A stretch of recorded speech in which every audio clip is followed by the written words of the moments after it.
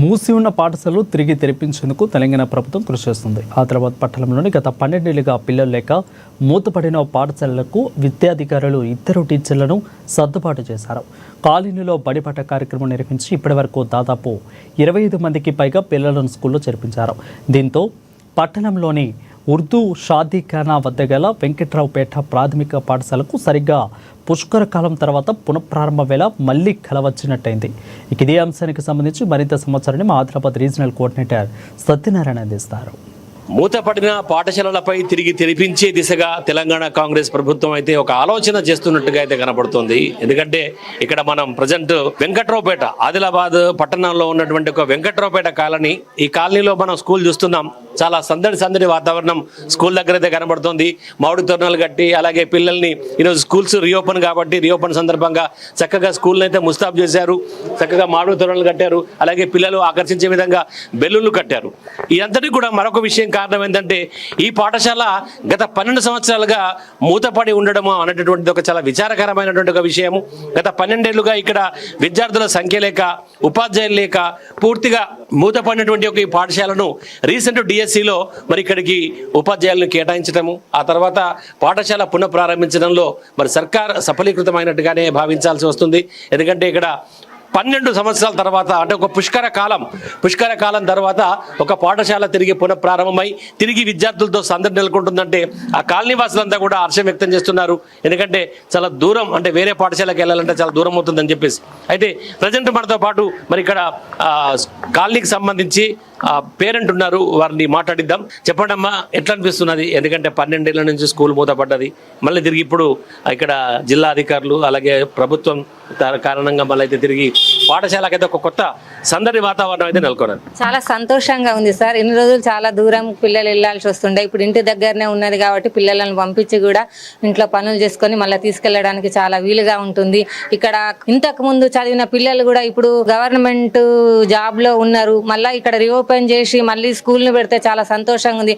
వాళ్ళకి ఇక్కడ స్ట్రెంత్ తక్కువ ఉండి పిల్లలకు విద్య చాలా నాణ్యంగా అందుతుంది. వాళ్ళు ఇంకా పై స్థాయిలకు ఎదిగి మంచిగా ఇదవుతారని చేస్తున్నాం సార్. అంటే పాఠశాల పునఃప్రారంభం తర్వాత, అంటే పునఃప్రారంభానికి ఇటు డిఎస్సి వేసి ఉపాధ్యాయులను నియమించడానికి మరి ప్రభుత్వం చేస్తున్న కృషిని ఏ విధంగా చెప్పచ్చు?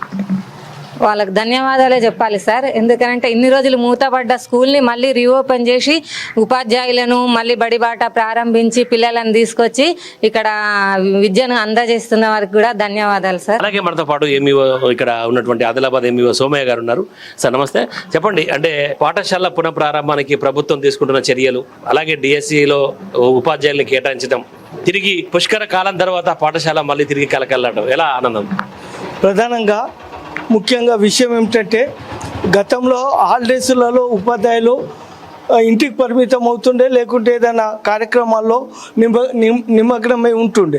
కానీ ఈ విద్యా సంవత్సరంలో మాత్రము ప్రభుత్వం ప్రకటబందీ చర్యలు చేపట్టి తప్పనిసరిగా ఉపాధ్యాయులందరూ బడిబాట అనేటటువంటి కార్యక్రమము, ప్రొఫెసర్ జయశంకర్ బడిబాట కార్యక్రమం నిర్వహించి మేము డోర్ టు డోర్ సర్వే నిర్వహించడం జరిగింది. అంగన్వాడీ టీచర్ల యొక్క సహకారము మరియు మా యొక్క సిఆర్పిల యొక్క సహకారము, అదేవిధంగా ఇక్కడ ఉన్నటువంటి పిల్లల యొక్క అంచనా అనేటటువంటి వేయడం జరిగింది. డోర్ టు డోర్ సర్వే చేసిన తర్వాత తల్లిదండ్రులు ఒకటే చెప్పారు, సార్ మీరు ఇంగ్లీష్ మీడియం కనుక ఓపెన్ చేస్తే మేము మా పిల్లలను తప్పనిసరిగా ఈ యొక్క పాఠశాలలో పంపడం జరుగుతుంది సార్ అనేటటువంటి ఒక మాట చెప్పడం వల్ల మేము వారికి ఖచ్చితంగా హామీ అయితే ఇవ్వడం జరిగింది.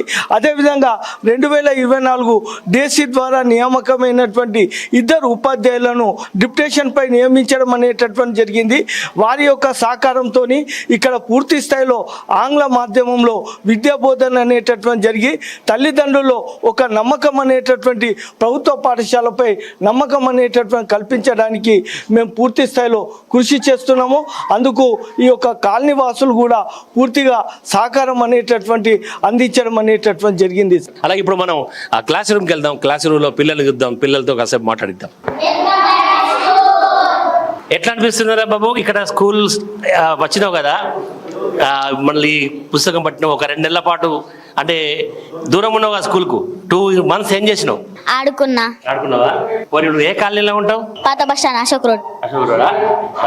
ఎట్లా అనిపిస్తుంది? మంచిగా ఉందా స్కూల్ ఇక్కడ? మంచిగా ఉంది. మంచి నేర్పుతున్నారు ఆటల పాటలు ఇవాళ స్టార్ట్ అయింది కదా.